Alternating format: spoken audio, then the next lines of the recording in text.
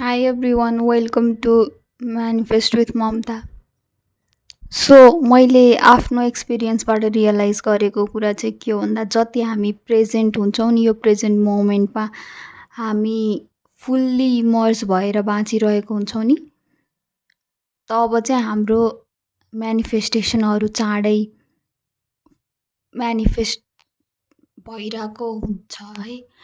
यो चाहिँ मेरो एक्सपिरियन्समा हो है, आफ्नो एक्सपिरियन्समा एज अ ओभर थिङ्कर होइन माइसेल्फ। अनि जति म प्रेजेन्ट मोमेन्टमा भएर हुन्छु सो त्यति नै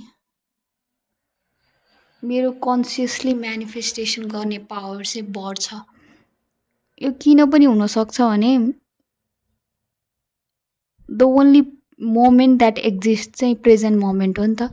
अनि एभ्री रियालिटी टाइमलाइन हामी जुन मेनिफेस्ट गर्न खोजिरहेको छौँ त्यो सबै यही प्रेजेन्ट मोमेन्टमा नै हामीलाई अभाइलेबल भइरहेको छ। सो बिङ प्रेजेन्ट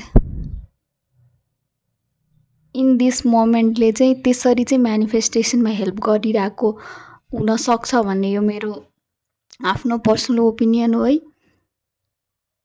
एन्ड हाम्रो मेन्टल हेल्थको लागि पनि बिङ इन प्रेजेन्ट मोमेन्ट अनि माइन्डफुल हुने कि हाम्रो सराउन्डिङमा के भइरहेछ र हाम्रो भित्र इज सो इम्पोर्टेन्ट अहिलेको यो जेनेरेसनमा भनौँ कि के भनौँ मिडिया एक्सपोजरमा चाहिँ दिस इज भेरी हेल्पफुल।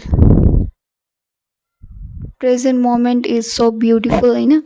अनि यो चाहिँ एज अ प्रेजेन्ट नै हामीलाई चाहिँ दिएको छ। एन्ड